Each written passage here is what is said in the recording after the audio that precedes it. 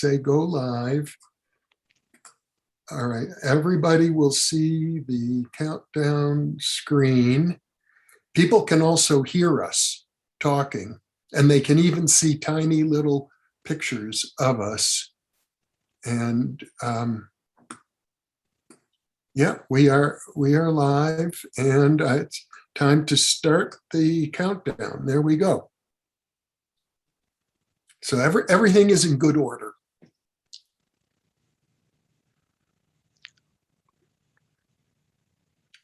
And, you know, maybe what I can do, no, I'll show you the Trauma University later.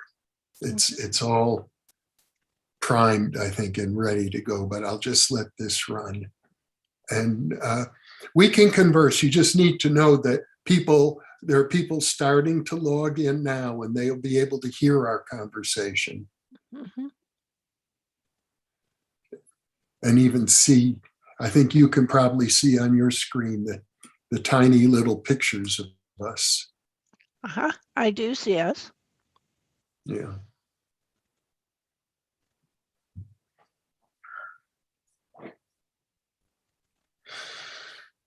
Well, when you consider the climate change problems and the refugee problems and the violence against women problems, there's a big need in this world for the work that you do.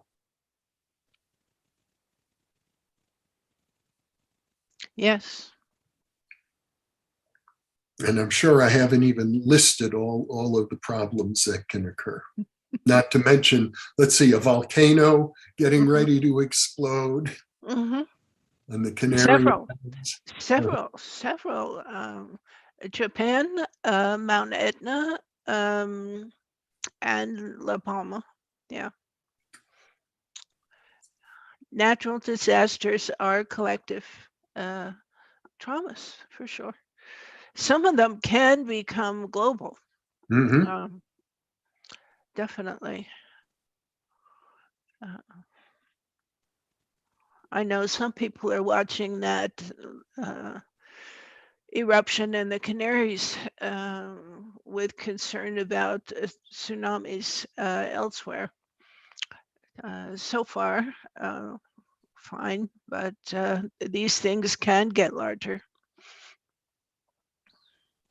Well, and I've heard that particular volcano is at risk of just sort of sliding into the ocean if it should really blow its top, and that could create a huge tsunami. On the east coast of North America. Yeah.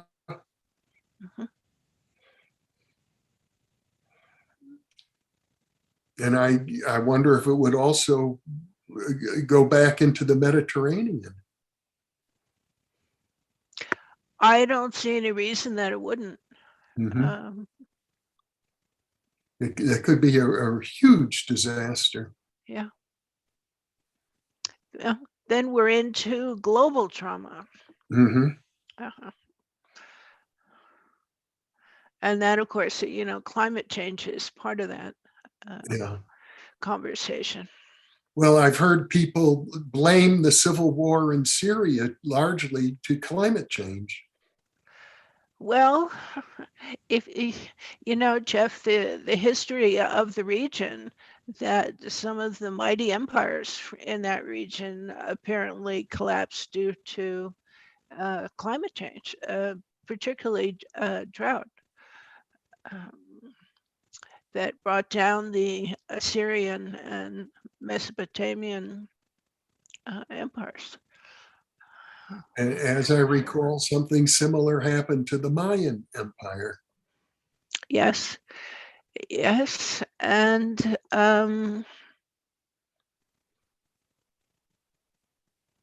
probably other places in Africa as well.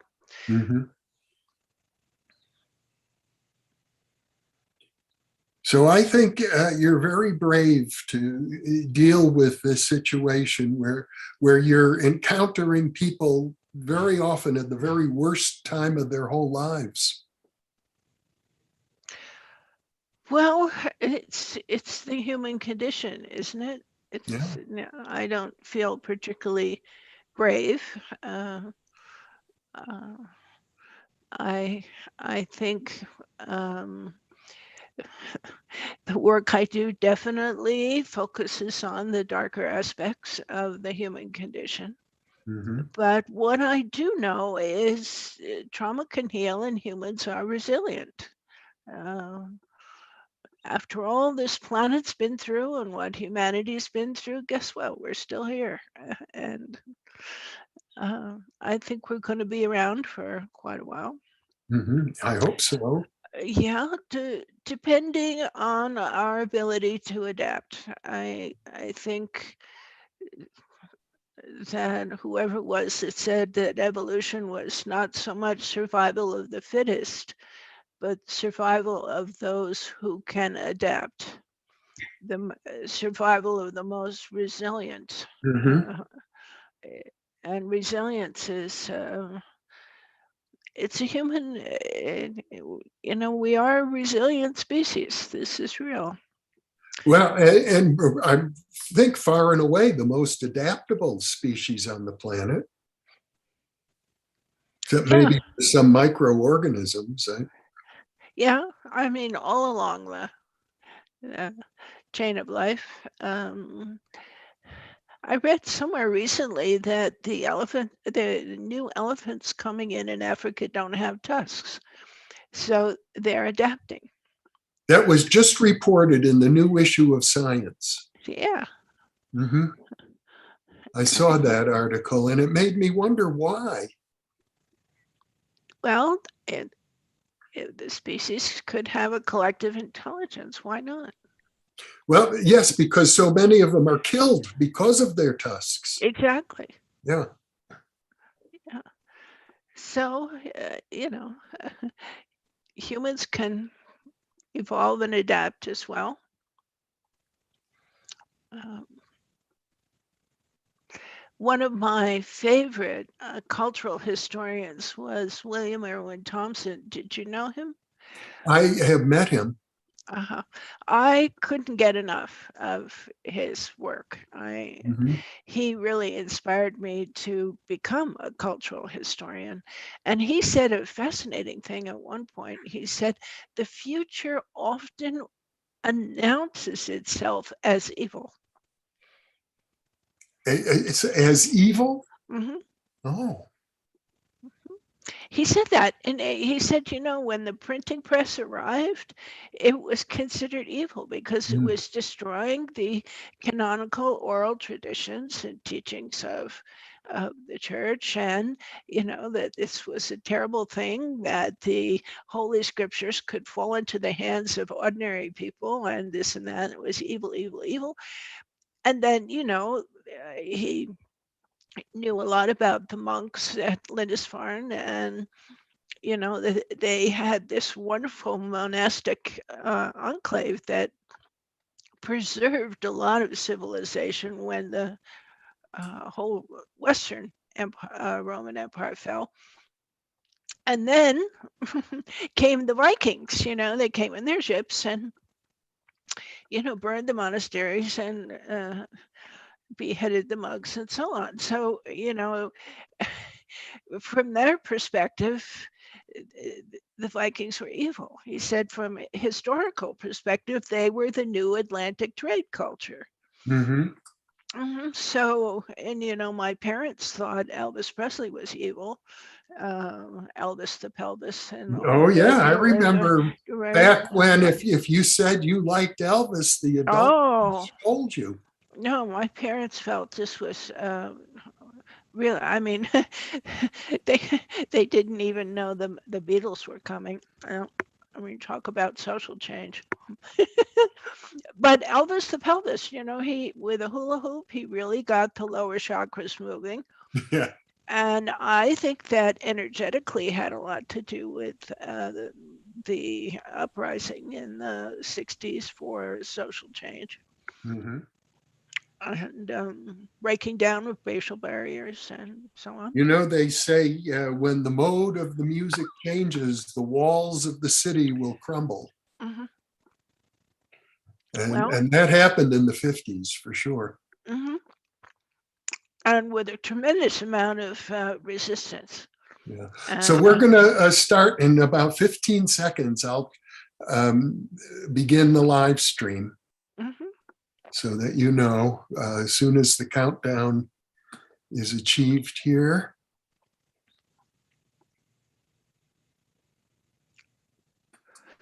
Okay, welcome everybody. I'm live, this time for real with Anngwyn St.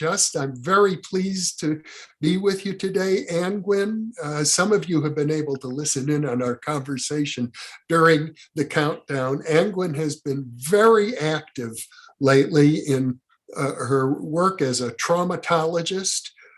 She has launched a new program. In fact, Mhm. let's see if I can just put it up on the screen briefly right now for people. I don't know if I can. I may have lost it. I'll hold off on that for the moment.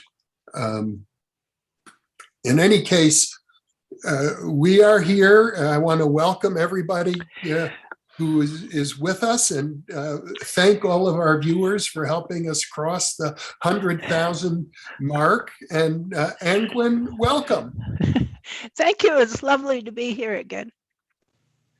I think maybe before we take questions, and many questions are already coming in, I can see that. Do you want to summarize for people briefly your work with fractals and trauma? Oh my! Summarize briefly. I've written Yeah, well, two take books. whatever time you think is appropriate. Well, I've written two books on the subject, and growing up, I was a kid that really loved mystery, and I used to read all those Nancy Drew um, mysteries where I think she was a teenage girl and she would solve all these mysteries, and there was a whole series of them, and I got each one, for birthday or Christmas, and these mysteries were pretty benign. It was the 50s. Um, but somehow that love of mystery stayed with me into later studies of when I became an art historian and cultural historian. There are lots of history mysteries and art mysteries. And when I got into trauma work, there were a lot of mysteries. And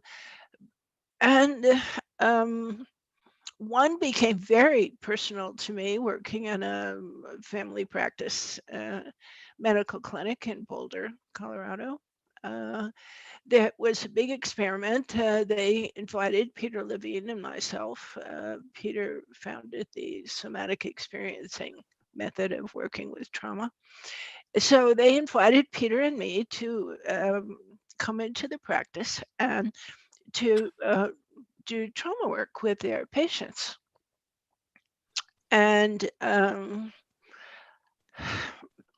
I had been medically trained. I trained at Johns Hopkins a long time ago as a nurse, a trauma nurse, actually. And well, here I was back in the medical setting. So this was a big thing in Boulder. Then, oh boy, trauma llamas were coming. So doctors who didn't know what to do with their patients referred to us. So we got all this whole caseload of mysteries. Doctors didn't know what to do. And most of these people were chronic pain and accident victims. And I was handed a stack of charts, and so they said, okay, these are your patients. Okay, so I went through these charts, and these people were having 15, 20 automobile and other accidents. And I thought, this is very strange. And but then I was still in a linear thinking mode. So I said, of course, there's no mystery here.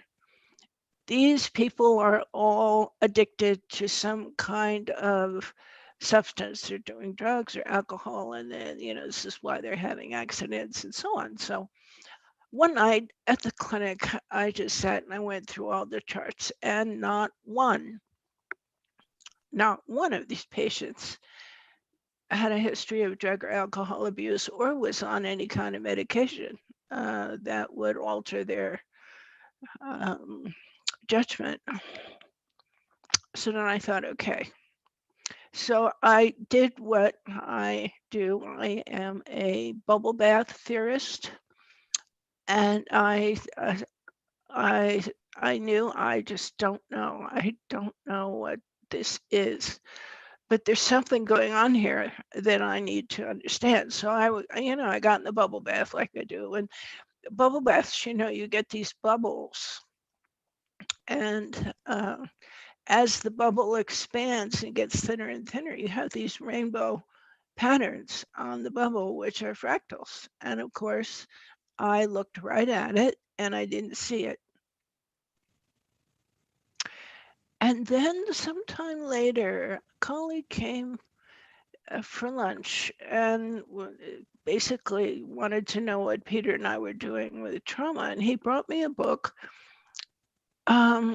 something about space-time, and it had a Fibonacci black and white fractal on it.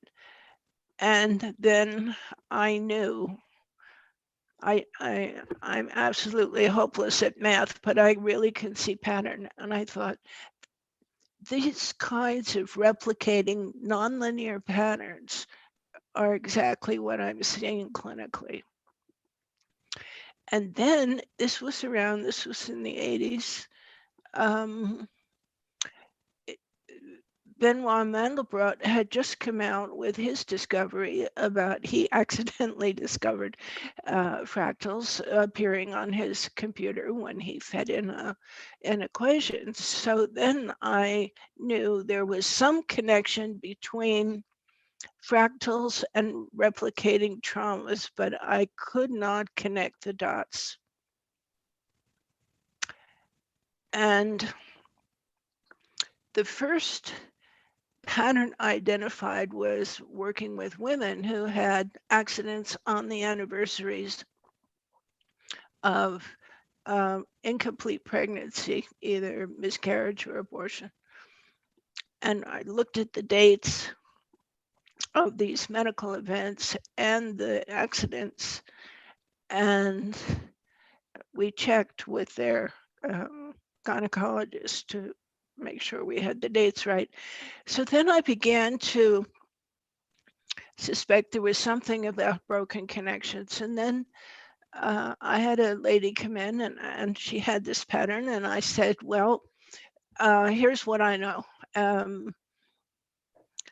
And I don't know why. And she said, oh, it makes complete sense. And I said, does it? And she said, oh, yeah. She said, an incomplete pregnancy is a violent disconnection, and an accident is a violent connection. So then I thought there's some kind of field phenomena involved around that's not necessarily linear. So this evolved into more research about trauma replicating, excuse me, on the anniversary of previous unresolved broken connections.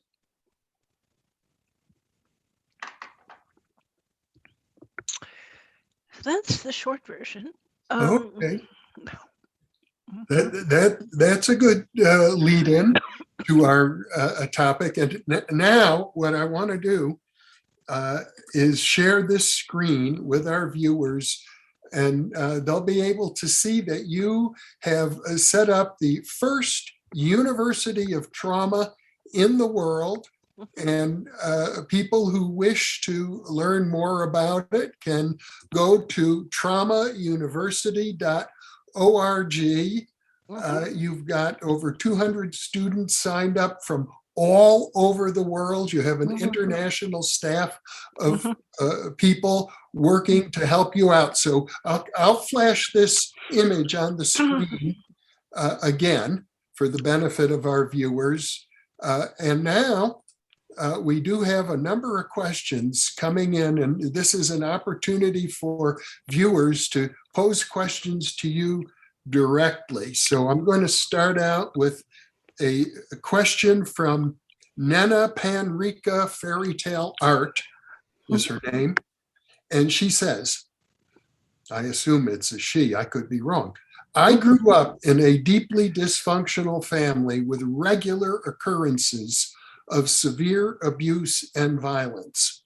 I have been diagnosed with complex PTSD and have been through many forms of therapy, and each of them has offered something valuable. Yet, I still seem to live in a repetitive state of emergency. I sometimes feel deep despair of never really belonging, and alienation is the norm for me. I wonder if you have any advice. Well, this is not unusual, and I could imagine, since the pattern is so strong, that it's transgenerational, and that these patterns of abuse, exclusion, alienation go back further than even 1 or 2 generations, and often originate in collective traumas such as war and immigration, epidemics, and so forth, that were not understood as forces that could generate trauma for families for generations. So I think it would be interesting to look into your family history back to at least 3 generations. Where's the war? Was there immigration? Was there an epidemic? Was there a natural disaster? What happened that this cycle of violence was put in motion? It's again, I'm inviting you to detective work. What you have actually is a mystery. Okay, very good. And many more questions are coming in. Here's one from Laura Newbert, who is one of our volunteers. She asks, do you believe fractal trauma follows the patterns of the cosmos, which are on a cycle as well? And how does one disrupt the pattern without forgiveness and resolution, if possible at all? Oh, it is, absolutely. And yes, I mean, how could it be separate? Everything is, we live in a fractal universe. We inhabit fractal bodies. We have a fractal nervous system, and our fractal nervous system interacts with a fractal universe. So, yes, it's all related. And what we found in systemic work, particularly in the tradition of Bert Hellinger, that forgiveness is not necessarily the resolution. That, you know, I had a teacher once that said premature forgiveness is like whipped cream over dirt. And I think, you know, the key word where it was premature, and no one should be pressured to forgive. And what we found in systemic work is if the person actually, Hellinger did an exercise with us as a group, and he said, you know, he had us all kind of tune in, and he said, imagine that you are the perpetrator and that you have done something against another person, and just kind of get a picture of that and what that feels like. And then imagine that person says to you, I forgive you. And then he said, how do you feel? And we all felt awful. And he said, yeah, when the victim says, I forgive you, they take the high moral ground, and then your relationship is again out of balance. He said there are other alternatives to I forgive you. For example, um, you can say, I have heard what you have said and I understand. It's different energy with that. And sometimes you don't understand, you just can't. So you can say, I have heard what you have said and I need some time. And I think timing is crucial. And I think forgiveness is real. Um, and when it comes, it it it comes not from forcing a ritual. It comes, in my experience, it comes from something like grace.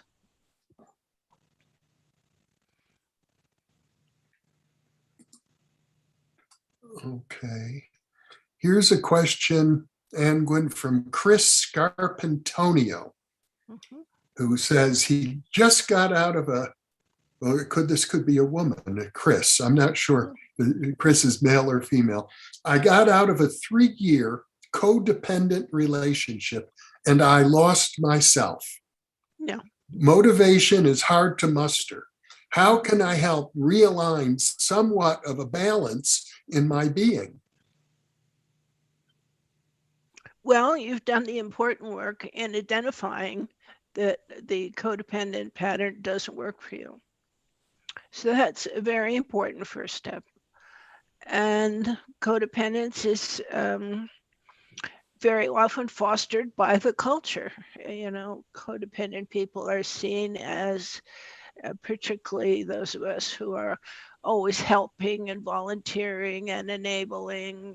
This is seen as being a good citizen or a good spouse or a patient wife or husband, whatever. And the codependent patterns usually evolve in addictive family systems. So you might, again, do a little detective work here.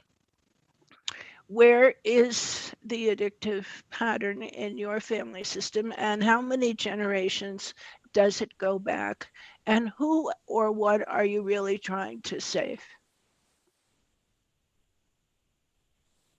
Because you just might be entangled with somebody else's agenda.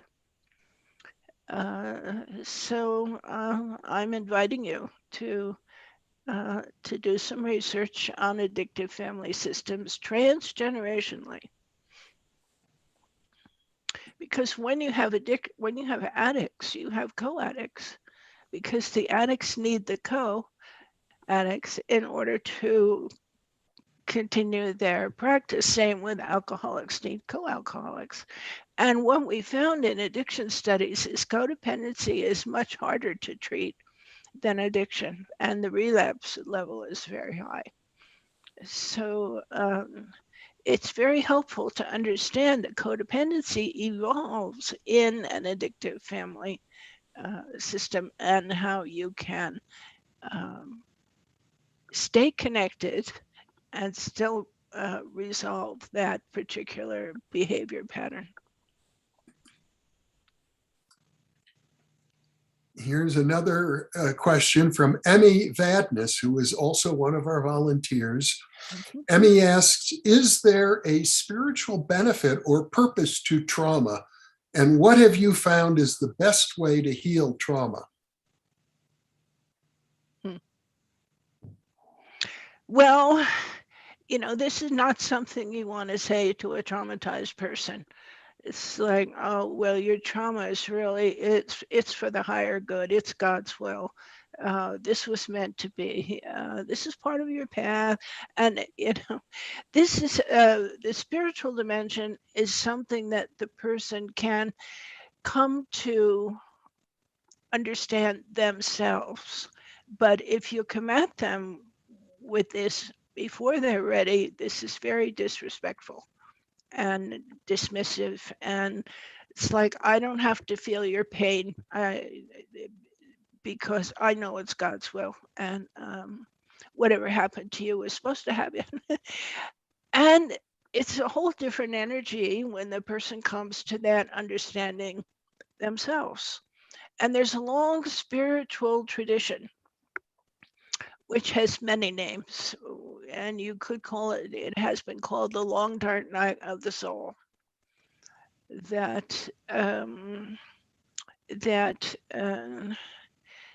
this experience is necessary in some uh, spiritual paths to find their own way through their own life, and to find purpose and meaning.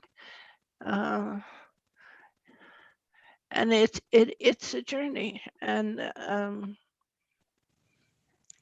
needs to be respected. And I don't think there's one way to heal trauma. I think universally, I think one of the uh, greatest resources for trauma is nature, particularly wilderness nature, because in immersion in nature, the whole life cycle is all around you, and things begin to make sense and not so personal. Sometimes to be in the, when we're so crushed with whatever it is, that we're struggling with, to be along the vastness of the ocean or the night sky or the vast desert dunes or mountains. It's like something in the vastness can lift us, can get us to expand a little bit more, to let a little bit more life in along the way. And of course, there are many methods of healing from trauma, but the basic truth is that to heal from trauma is really healing the broken connections wherever they are, to self, to others, to the cosmos, to God, to whatever. Healing broken connections is the task. Here's a question from Damian McKinley. Mhm. Says, do you think that municipal anti-trauma pro, quote, post-traumatic growth, end quote, can be created so communities can self-remediate at a neighborhood, state, or national level? Sure. Why not? Community is connection. And I was asked to join the faculty of staff of a war trauma clinic in Russia. Right at the time, it was in 1992, and it was just at the time when the Soviet Union had collapsed. And the whole country was in a state of collapse. And at this clinic, which focused on war trauma, there was no medicine. There was very often no food. Um, the patients brought food. Um, the doctors and the nurses and the patients often cooked together. They often cleaned the facility together. They worked in the garden together. And what the Russians understood, which the Americans don't quite have a focus on, is the healing power, excuse me, of community. And they weren't doing anything more than chopping vegetables. But somehow these people who were really devastated for many reasons um, came into connection just through simple communal tasks. And this clinic, by the way, was free to anyone. Um, and from time to time, they would all pack up and go out into the forest, and they worked with a shaman. And there was lots to do there. They, to get the meals together and get the fire in the wood and all of this. Very simple. And it worked. Well, that's an inspiring example of a very serious situation when we consider that the Soviet Union, that had been the government for 70 years, all of a sudden disappeared. Mm-hmm. Total collapse. And the hospitals had they had no toilet paper. I mean, they had no anesthesia. They were operating with vodka. Hmm. And people to people works. Here's a question from SM. Do you have any recommendations for working with individuals with body dysmorphia, which I presume that means people who are unhappy with the way their body looks? This is one of the most difficult conditions to treat. Most famous sufferer was Michael Jackson.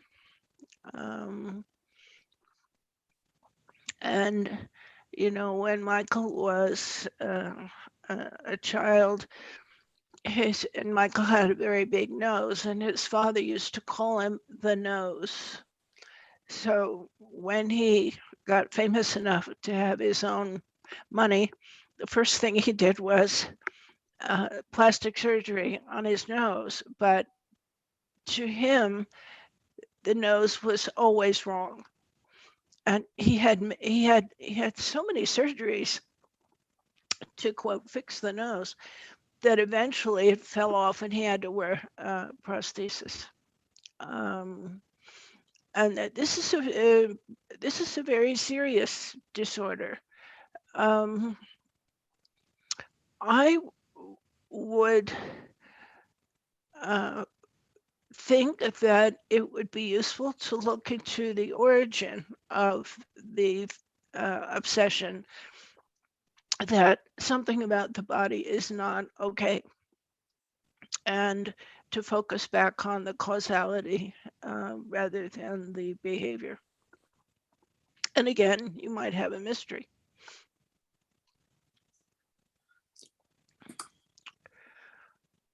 Well, our next question, I think, deals with the process that you're getting at. It's from Pavel, I believe it's pronounced Jakubski or Jakubski or Jakubizik.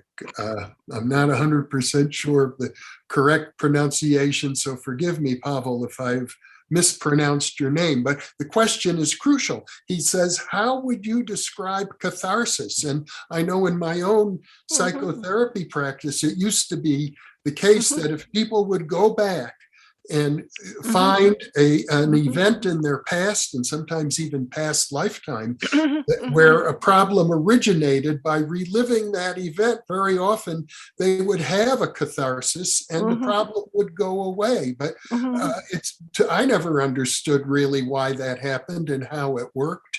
How would you describe catharsis? Oh, yes. Well, that was the belief, particularly in the 60s, 70s, 80s, when Peter Levine and I began working with trauma, with somatic experiencing. We were doing a lot of Reichian and bioenergetic body work and breathing and pushing the breath, and memories would come up, and then we would encourage expression. And sometimes this would be a very extreme rage or fear or grief when it was catharsis. But what we found is that the catharsis, in our experience, can be addictive, and that people would come back every week wanting another catharsis, because it feels really good to discharge all of that pent up, whatever it is. But in our experience, catharsis did not entirely resolve the issue, which was often transgenerational. So we were working at the wrong level by working only with the individual. And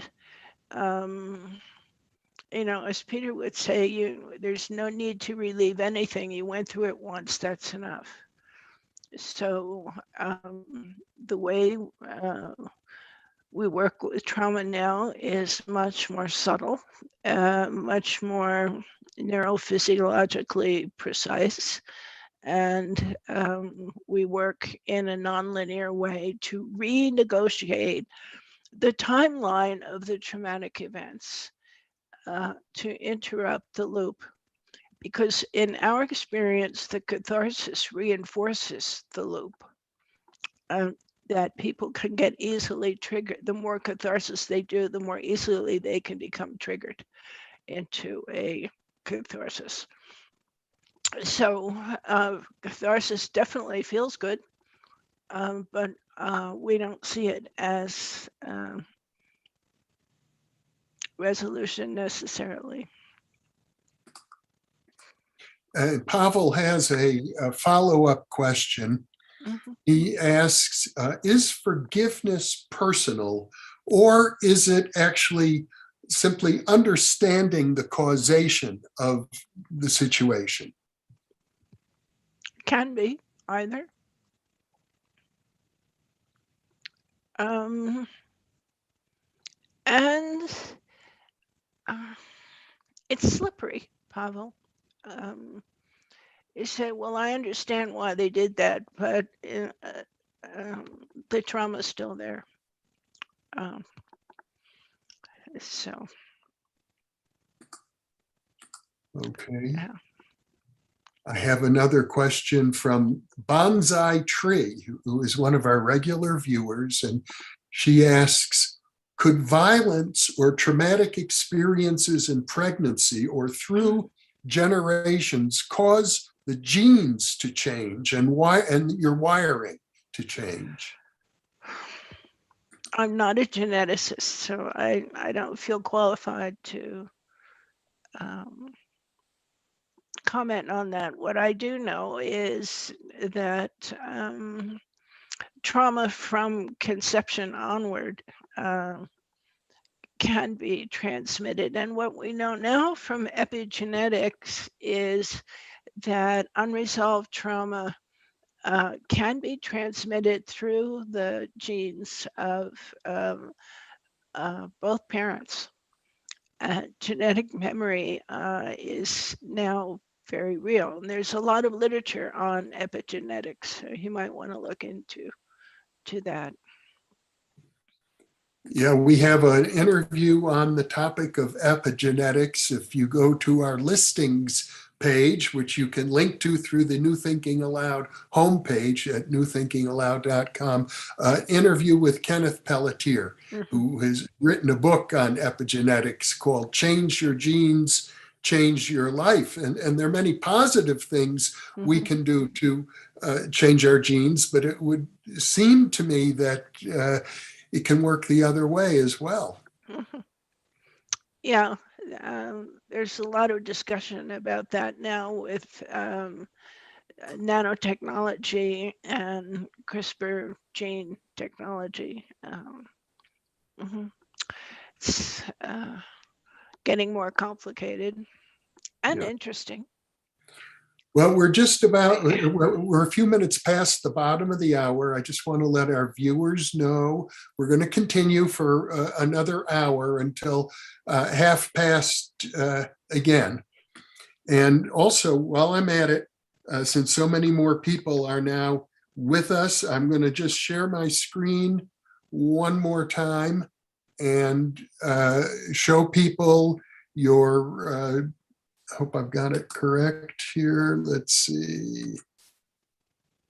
Is that working? Can you see the Trauma University? I think it is. Anngwyn has set up I better make it wider so everybody can see it. Welcome. Mhm. Do you see it on your screen, Anngwyn? I do. Yeah. Welcome to the first University of Trauma in the world. This is a program recently set up, an international program that Anngwyn is working with a team of international instructors. And you can learn more about it at traumauniversity.org. And now I will come back, and we've got more questions coming in. Here's one from Just one more thing. yeah, Kenneth Pelletier's book, Change Mind. Your Genes, Change Your Life. Yeah, his Mind as Healer, Mind as Slayer Yeah. was very important for me early on. Yeah, he's been a major pioneer in the field of integrative health. Yeah. Ken and I were friends when we were both graduate students. Was So he at Berkeley too? he was, yeah. I didn't know that. Yeah. He got a dual degree in both psychology and medicine, a very unusual program. And he has had a stellar career since then. And I hope to have him back as a guest more often on New Thinking Aloud. Yeah. Here is a question from Damien. No, I'm going to skip that one. Damien has asked a question. I'm going to go to Jay Wheeler, who writes, "The long, dark night of the soul seems to involve self-imposed isolation. When attempting to break out of this, I feel we are vulnerable to falling victim to those who would lead us astray."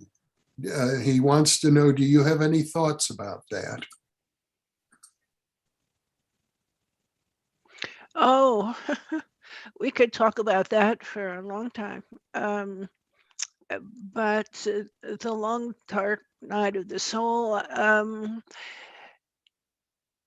does not, in my understanding, does not necessarily require physical isolation. It can be an inner state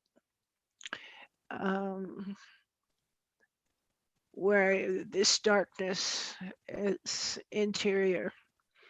And yes, of course, in these dark places, we are vulnerable.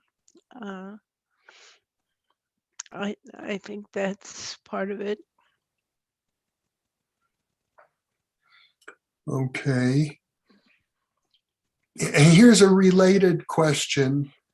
And I think this person is Michelle, who says, "I feel safest living alone and plan to do so for the rest of my life. I am 53. I am never married. Is it healthy to live on my own? People terrify me." It's not for me to say. This is her choice, and she chooses to live this way. And being alone keeps her safe, and that's where she wants to keep it. Then that's her decision. Okay.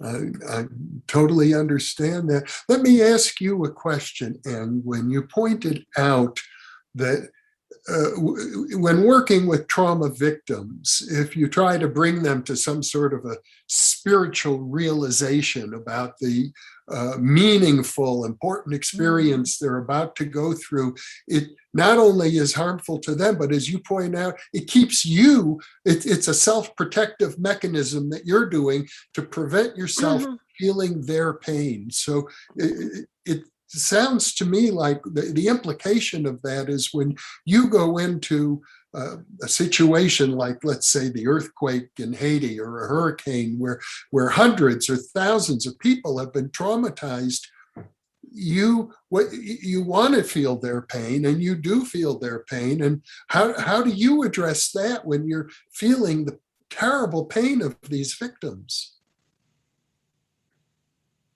Well, when I was very young, Jeff. I was a trauma nurse at Johns Hopkins, which is still very busy inner city Baltimore emergency room. We didn't have trauma centers there. They were called ERs.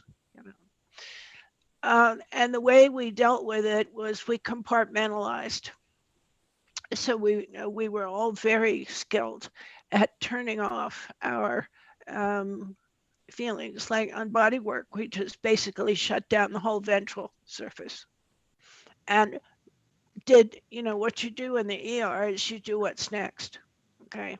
Uh, no matter what's going on, the howling, the screaming, the terror, you do what's next. That's all you do is you do what's next and you shut down and you function. In trauma work, if you do that, you're going to burn out. And also your relationships are going to, in order to be in any kind of intimate relationship, you have to be able to be vulnerable. And if you've got your whole ventral surface shut down, then of course you're not available in that way. So there's a huge price to pay for shutdown. So for those of us who are working with acute trauma, particularly if we're in the field, um, we do a version of that, which is let's focus on what we need right now. What we need right now, but to stay present. And I remember a time when I was dying. I had a um, ectopic pregnancy that exploded, and I was on my way out.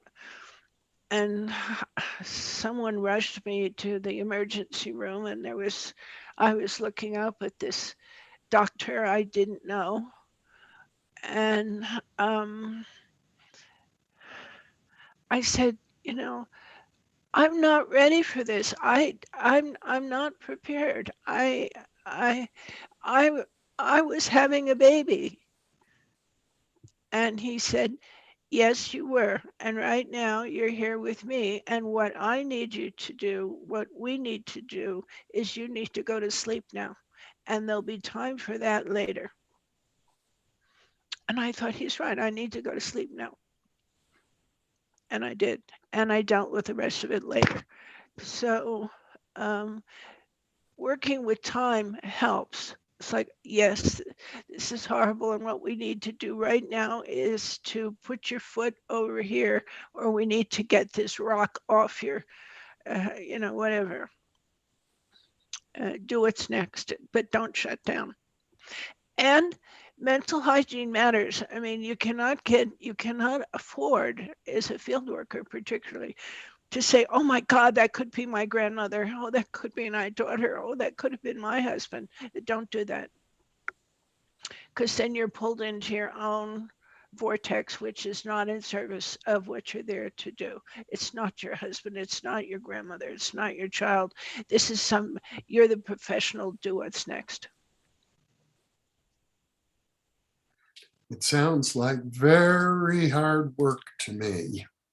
And I know I've worked in mental hospitals and in prisons myself.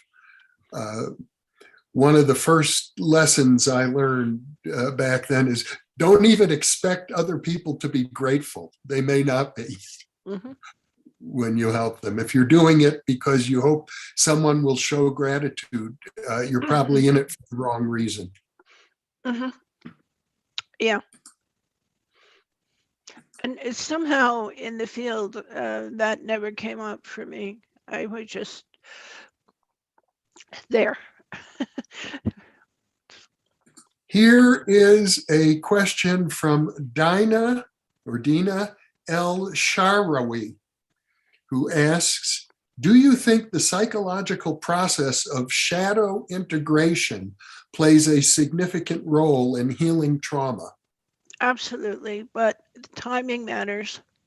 And I wouldn't recommend undertaking shadow work without support and resources. At the university this month, We have Nir Esterman from Israel. He's in Tel Aviv. Um, Offering an event on shadow constellations. So he's using systemic constellation work to explore the shadow. So it could be the individual shadow, the family shadow, the collective shadow. Um, and yes, absolutely. I mean, we all have a shadow. Um, and shadow denying can get us in a whole lot of trouble, and projections of shadows. And yeah, it's really worth doing, but with support and adequate resources. And it takes time. It's not something you do over a weekend only. And the arts can be very helpful too. Painting and sculpting and dance, movement, theater, so on. I have a question here from Selena Z, SCY. How do we stop a trauma ripple that may have started with our own trauma, starting as a new cycle, or perceived as one that has been overcome by yourself, but you see a pattern starting with your family? If it's starting with your family, you haven't overcome it. And you might think it began with you, but if it's appearing in your family, it very likely started before you. So I would invite you to investigate your family system and to see how far back this might possibly go. And here is a question from Christopher Michael, who says, when one of us is hurt, we are all hurt equally. We are all connected. And then he asks, by how are we connected? By what lines or connections? Mm-hmm. Is it impossible to tell? He says he believes there's an unseen cord that carries us all together on an unseen path. And he is asking you, what are your insights about this? Well, we're all in my experience, we're all in what might be called an informational field. And how the resonances, how the connections manifest in that field varies enormously. Rupert Sheldrake has a lot to say about biomorphic fields, and also places have fields of memory. And,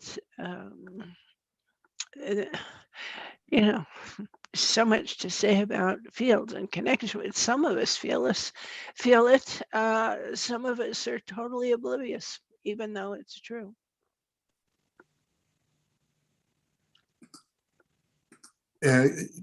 Christopher Michael has a follow-up question. Mm. He asks, is there a cultural spectrum of what is acceptable for approaching or beginning therapy for, let's say, a Brazilian victim in a favela versus an abused wife in Tokyo? Oh yeah, absolutely, absolutely. Those are very different cultures, and the understanding of the relationship between men and women is very different, and the understanding of women's rights is very different in those countries. And um, Brazilians have a very different understanding of time and space and relationship than, for example, North Americans. And in Japan, the expectations of what is okay and not okay between a man and a woman is very different than it would be in other places. So I think there are many challenges working cross-culturally. And I think if you're going to do that, that you really need to find out as much as you can about the cultures that you're working with. Okay. And here's a very interesting question from Christopher Neufeld. How do you deal with trauma of people with autistic spectrum disorders who also have trauma, since as persons, they fall continuously into the usual patterns of self-defeating behaviors? Well, this whole area is very controversial. From a systemic perspective, what Bert Hellinger found is when there is autism in the family, there is very likely covered up murder.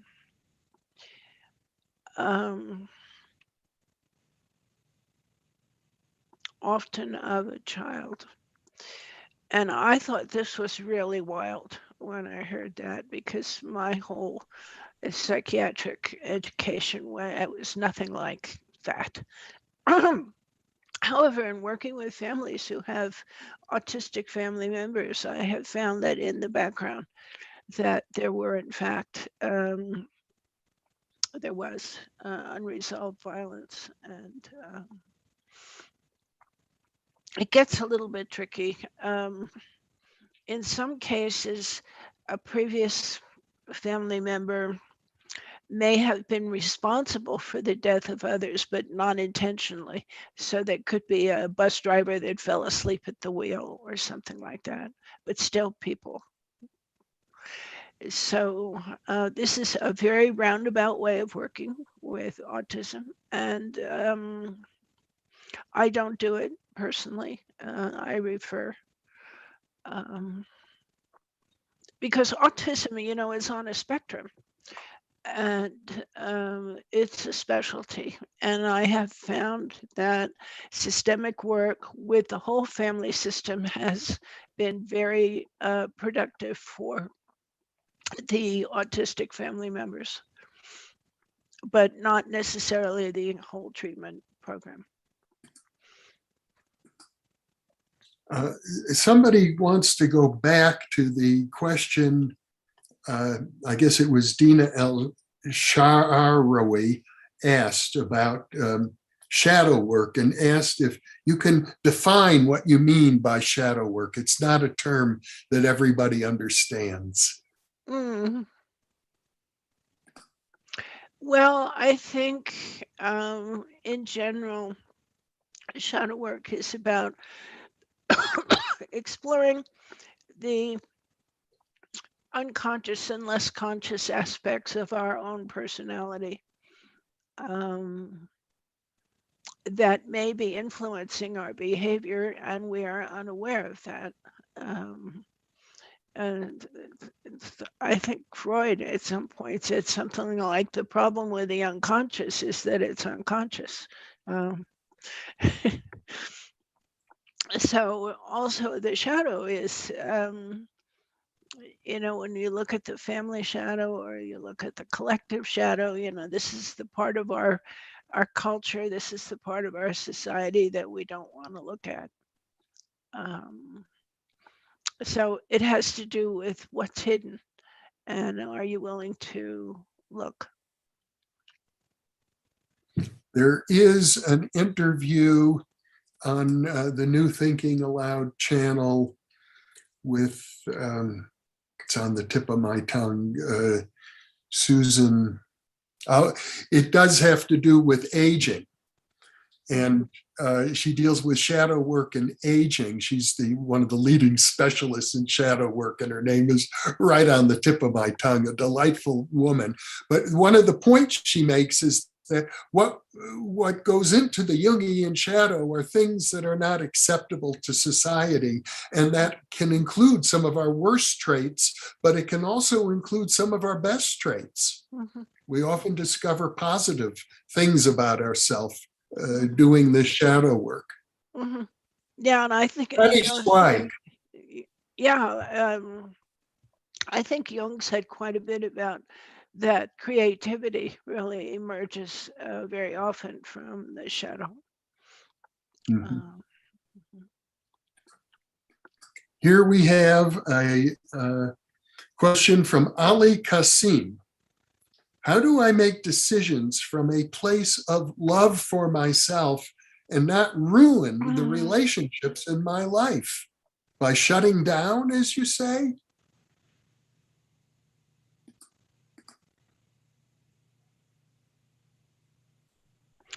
I'm not sure I understand the question, Jeff.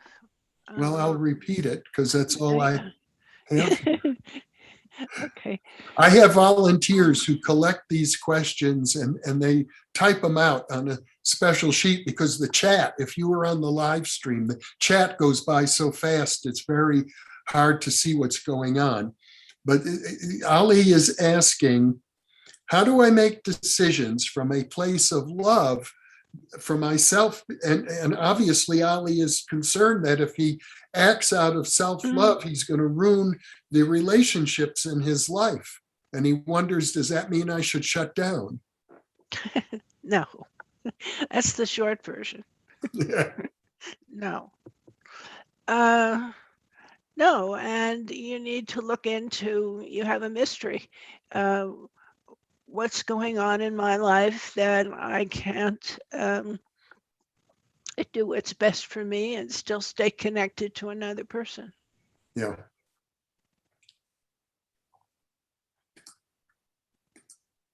Okay, we got a question here from Susan Bookman, Mhm. who asks, have you seen a correlation between unresolved trauma and the difficulty of letting go at the time of death? For example, those who would be ready to cross over, but they resist and prolong their suffering here. Yes. Elizabeth Kubler-Ross talked about that.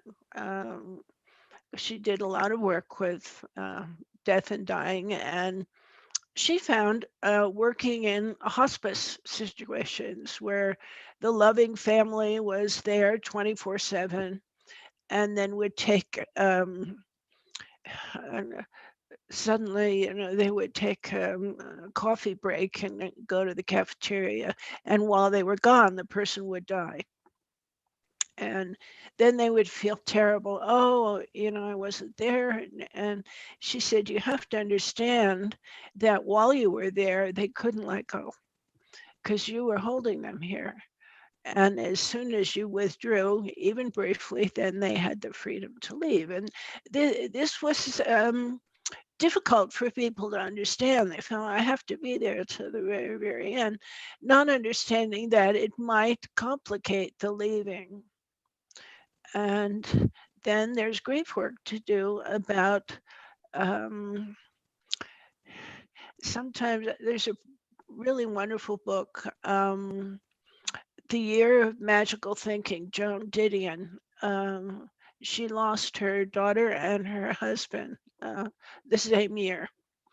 And she went through all of the thinking that she had, the magical thinking, oh, I have to keep his suits in order when he comes back, or I have to have her, things this way and that way. And she said it took about a year to simply accept that they were gone. And I think having had enough grief in my life, then it does make one a little bit crazy for a while. Um, with if only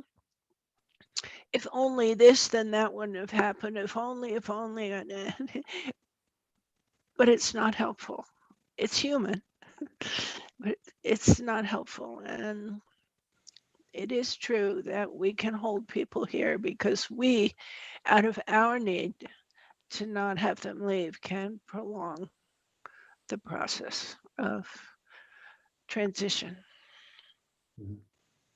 Okay, since we're near the top of the hour, I am going to show once again the website for the first university of trauma in the world. This is a new program that Anngwyn is developing. It's an international university. There are already 200 international students. There's international faculty signed up. So if you're interested in pursuing the kind of work Anngwyn is describing, you can go to traumauniversity.org and learn more about this program. And as we're at the top of the hour, we'll keep going for another half hour. A number of questions are coming in, and let me see which one we should take next. Give me a moment here. Christopher Michael is talking about what you said earlier about going into nature seems to be kind of universal. And then he says, is there an approach that will work equally for Iraqi refugees or somebody living in San Diego? And I'm assuming going into nature is probably exactly that, but are there any other universal approaches that you know of for dealing with trauma? I haven't worked with Iraqi refugees. I have worked with Russian soldiers who were in Afghanistan and Americans who were in Korea, the Korean War and Vietnam, and traumatized women. And the programs were different. The women wanted to go to the ocean. The men felt better in the mountains. In Russia, we worked in the forest with the Afghansi combat veterans, later veterans of the war in Chechnya. So I think what nature would be healing for the Iraqis would be different than what the Russians need. The Russians love the forest, the women love the ocean. I don't know what the Iraqis would need in terms of a natural environment. One would have to look into that. I wouldn't necessarily take them all to the ocean or to the forest, but I would want to know what nature for them is healing.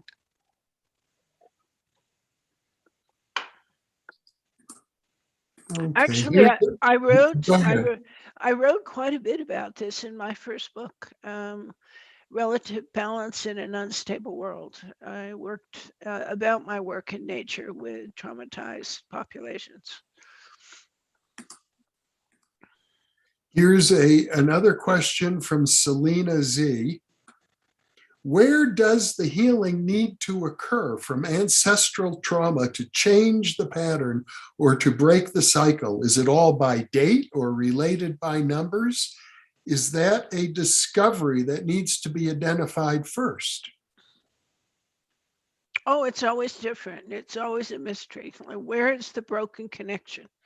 Where is the unresolved violence or loss, grief?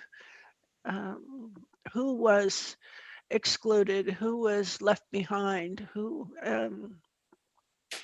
lots to look into for possible origins of replicating patterns.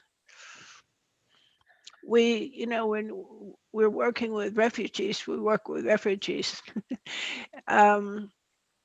But from a systemic perspective, particularly historically, it's very important to say, okay, and who was left behind and what happened to them?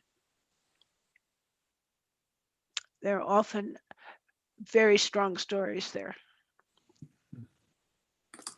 This is a related question from Daniel. He seems to be saying, or he seems to be reading into what you're saying, that behind every trauma, I think you used the phrase, there's a mystery, and he's asking, what does trauma conceal? And I think from what you've already said, the mystery is going to be different each time.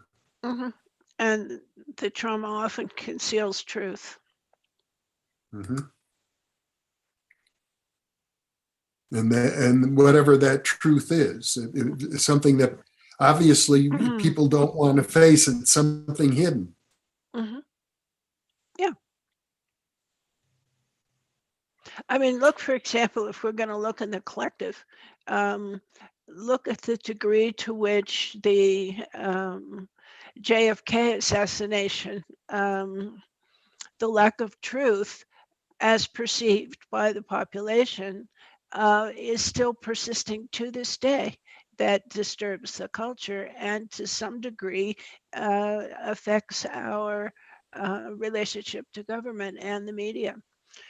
I think we've lost your picture, Anngwyn. All right. Is your video on? Yeah. I'm going to unplug and plug again. Just Okay, let's see if that'll make a difference. It could be an internet problem.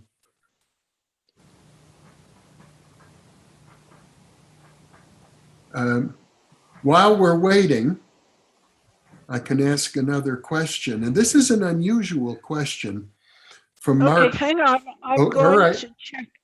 I'm going to check the camera wiring. Okay. There is a video icon, as you know, in the lower left. One of my volunteers is suggesting that you look and see if that video icon has turned itself off, because we do see your initials.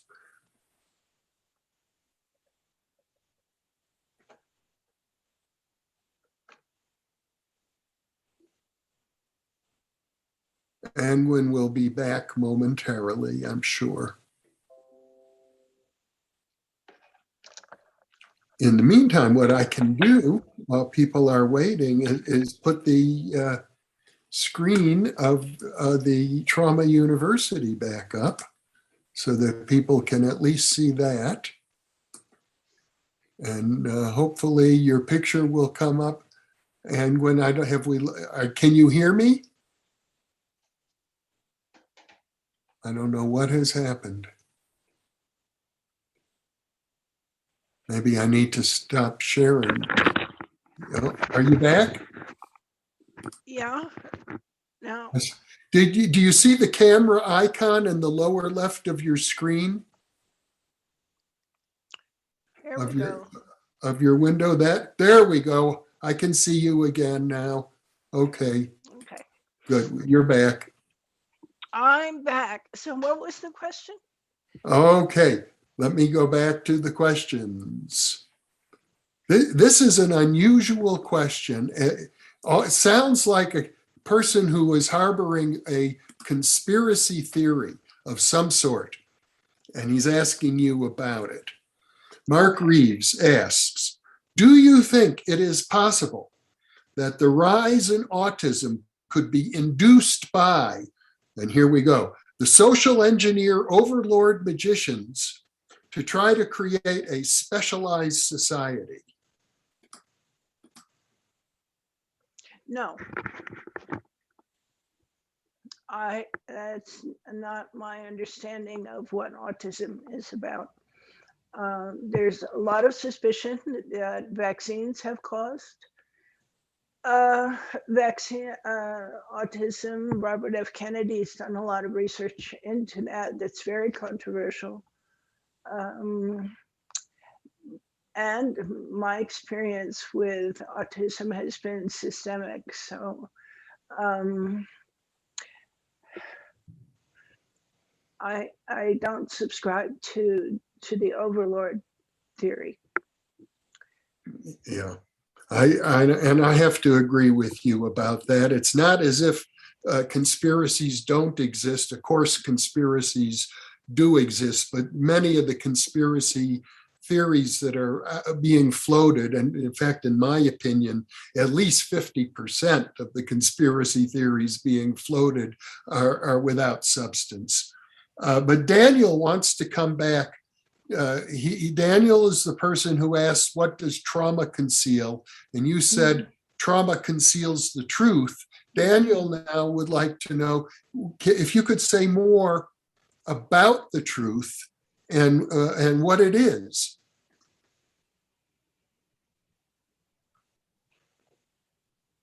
I could.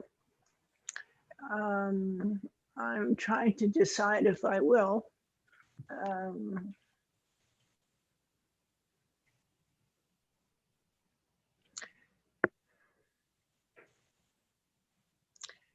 And Jeff, you may want to edit this piece out if I respond to this. Can you do that? Can you do that? It would be a lot of trouble for me to Okay. edit this. I normally don't edit the live streams. Okay. So why don't you just say whatever you feel comfortable without editing? Because once it goes out, we don't know who else might be making a recording. Okay, when the COVID agenda arrived on the international scene, some of the systemic constellation people set up constellations to find out, okay, what's going on with this thing they're calling COVID. And what they found, for the most part, was the virus itself was very weak, and that it was being held up by the politicians and the media and the pharmaceutical corporations. And then the facilitator asked, okay, what kills COVID? And then set up a representative who stepped forward, and she said, who are you? And the representative said, truth. And COVID collapsed. So the message from the field was truth kills COVID, okay? So you can make what you want about that. That came from the, quote, international field, whatever you want to call it, the Akashic record, the field. But very often it's the emperor has no clothes. Is a very powerful fairy tale.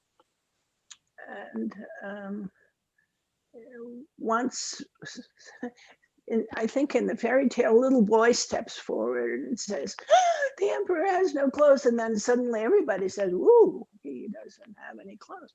So the truth can be, assuming it is the truth, and that's the other side of it, you know. But in the fairy tale, at least, he really didn't have any clothes. With the COVID situation, I don't know. I think time will tell what's true. I certainly don't know. Okay. Okay, let us see.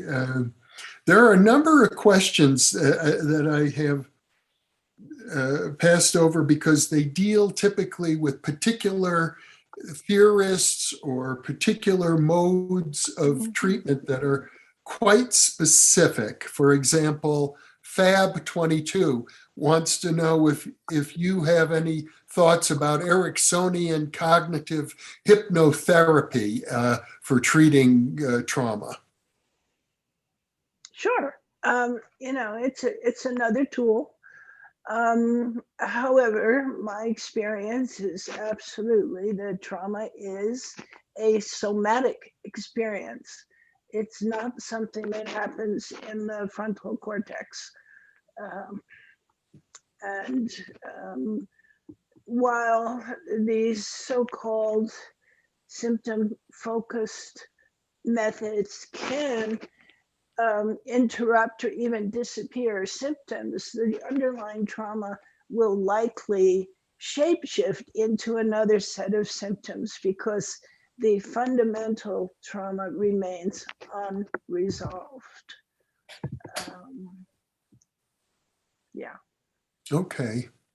And let me come back to another statement you made earlier that confused me a little bit. We were talking about all the trauma victims you've worked with, and you said something with regard to protecting, I think, or opening up what you called your ventral surface. Mhm.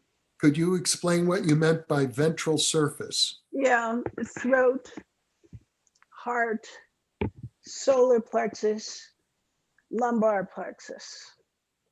That these are empathic feeling centers, where we resonate with other living things through these various um, areas. And particularly sometimes, when there's a shock, people will cover their hearts or their stomach. It's like, oh, So because, I learned a lot when I was studying Rolfing with Dr. Rolf, and she was fascinated by cetaceans because, the dolphins and the whales, when they wanted to know who was swimming along with them, they would show their ventral surface. And with the ventral surface of the cetaceans, they scan. And this ventral scanning would give them information that resonates, that they say, what is this organism? How big is it? Is it dangerous? And so on. And when I was learning body work, she said human beings are no different than cetaceans. And she said through your ventral surface, you can resonate with other living beings and human beings. And to keep that open, keep the heart open, to keep the power chakra stable, to not be clutching your abdomen, or keep that open and stay functioning is a discipline.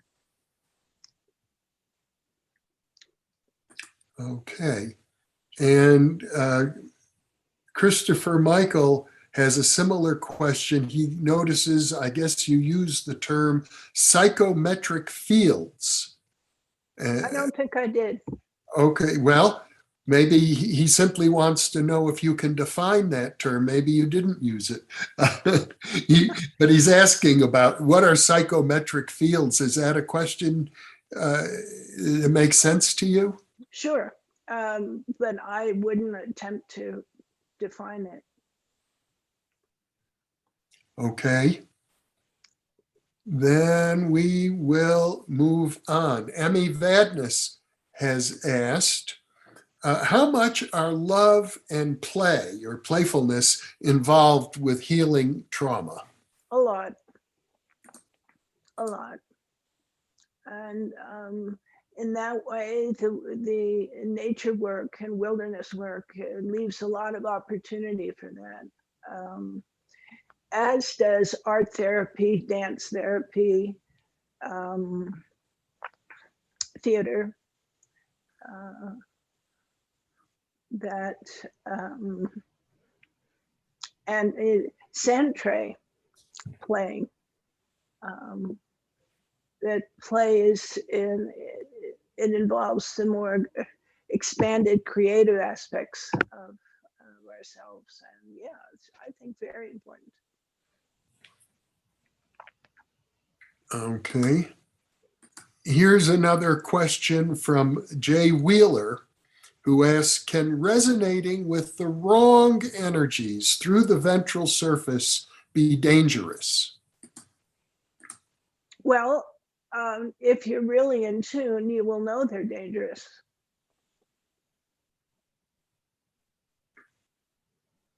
And take appropriate action.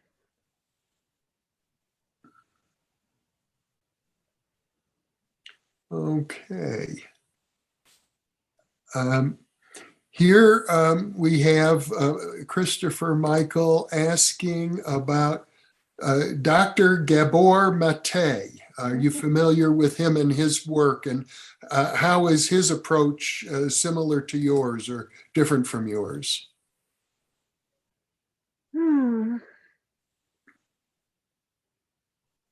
Well, his approach is very similar in many ways. He's doing things now that we are not doing. He's doing a lot of exploration with trauma and plant medicine and psychoactive substances, and we're not doing that. Um, but his overall approach, particularly to addiction, is very similar to ours. You know, Gabor says, don't ask why the addiction, ask why the pain. So basically, his view of addiction is the same as ours, which is addiction is a result of unresolved trauma, which may be transgenerational. As far as I know, Gabor's work does not focus so much on the transgenerational, cross-cultural aspects as much as we do. But we are definitely fellow travelers.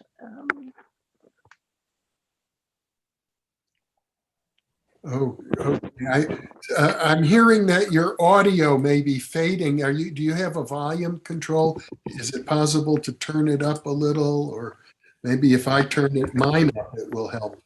Yeah, try turning yours up. I don't, let's see. Uh, Does that make a difference? oh, yeah, it's at least for me, it's much louder. Okay. So that's a good thing. Now, and you mentioned working with Ida Rolf. I Yeah, also yeah. worked with Ida Rolf. I was Rolfed by Ida Rolf. I was a Oh model my. for Oh, one of her you, advanced you are a classes. survivor. Yeah, I'm a survivor. Somatic trauma. Yeah. Yeah. Oh, I screamed bloody murder when Yeah. I She was being Rolfed. no, she was in denial. She would say, "Oh, it's your pain, Jeffrey. I'm not doing anything. Yeah. I'm applying pressure, but it's your pain." Yeah. And then she would say, "No pain, no gain." Yeah. But she was a brilliant theoretician, and particularly in her understanding of the role of the fascial network, Hmm. which in trauma tends to, in shock states, can constrict. So let's talk about then the role of body work, especially deep tissue work of the kind that Ida Rolf pioneered in the Mhm. healing of trauma. Mhm. Okay, I just did an interview for the Rolf Journal because some of the newer people wanted some history about the interface between Rolfing and trauma work.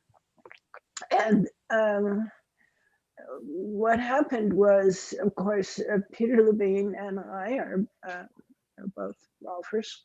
And Peter was quite close to Dr. Rolf, and she was fond of him. And he had the audacity to criticize her methods as potentially traumatizing or re traumatizing people, or that the body work would wake up traumatic memory and that the body workers were not prepared to deal with traumatic activation. So she was very angry with him. Um, and there was a whole lot of hoo ha back and forth. Um, And at that point, there was a movement within the Rolf community, uh, led by Judith Aston and others, to find ways to achieve the Rolf canon without torturing people. They worked very hard to work on higher tables, and to this new Rolfing was supposedly would achieve the same outcome without all this torture. So there was a lot of back and forth, and of course there was a big split in the Rolf community at that time between the people who were doing classical Ida Rolf No Pain, No Gain, and the group, they call themselves the Guild, that were doing a more subtle version. And Peter and I were very involved in meeting with the Rolfers at the Rolf Institute. We were living in Colorado at the time, so we had a lot of contact with them. And quite a few of them took the trauma training. And eventually, it became sort of normal for body workers to become at least trauma informed. But it was a process, Jeff. It took years. And I have one of our viewers says we better define Rolfing because not everybody knows. Back in the day when I was being a model for Ida Rolf, I think everybody in my circle knew what Rolfing was, but that was long ago. So can you define Rolfing? Yeah, I can. You know, that was not what Dr. Rolf called it. And down at Esalen, they said it was, they called it getting Rolfed over. She called it structural integration. And her body canon was Egyptian. She felt that the spine was more stable without the cervical and lumbar curves. And her major contribution is she said, you can, with your hands, change the shape of the human body in alignment with gravity, working through the fascial network. She said the fascia is a very important organ and that it's malleable. And it is, and you can, and it's true. And define fascia for people who may not know. Well, sometimes if if you get a piece of meat from the butcher, it'll have this kind of like lacy strands of white fiber, or a kind of a film over the flesh. And this is a network that surrounds all of our body organs and muscles and bones, and we're actually in this whole body fascial sleeve. It's a net, and you can move it. And that you move the position of the bones by moving the net that's holding the bones in that position. Now, in my anatomical training, which was very conservative, for example, the cranial sutures cannot be moved. Then you cannot manually, but in fact, you can. They do move, and the cranial membranes can be manipulated and so on. So she was quite a pioneer, and she was really about getting the job done. And even if you were in the way of your own alignment. Yeah, I think of it as deep tissue massage because they go very deep inside your body in that kind of work. And I've had other forms of deep tissue massage, which felt much gentler. We're almost out of time. So one thing I'd like to do is share the screen again so that our viewers can, I hope it's up now. Anngwyn, do you see the Trauma University? Good. I do. I want, once again, our viewers to know you've set up this very exciting new international program. It's open to everybody. So our viewers who are interested in pursuing your work further can go to traumauniversity.org. And we have just a couple minutes, like 2 minutes left. Anngwyn, do you have a final thought you'd like to share with our viewers? Well, I want to thank you for this opportunity to talk about collective trauma, Jeff, because we're really in it now. And that I think part of our resilience is becoming trauma informed. That the things that are happening to us in many ways are traumatic, and that even more important than understanding trauma is that trauma can heal. Trauma is not a life sentence. It's integral to the human condition. This is Earth, and trauma is what happens here. Uh, it's in the contract, so to speak. So why not learn about it? Mhm.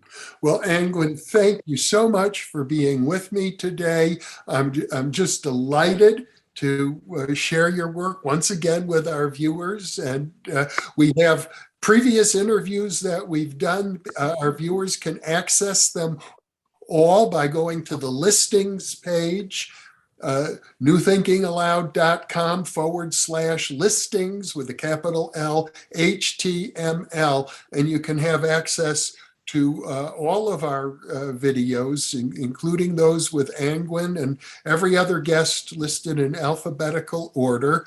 It's half past the hour now, so we'll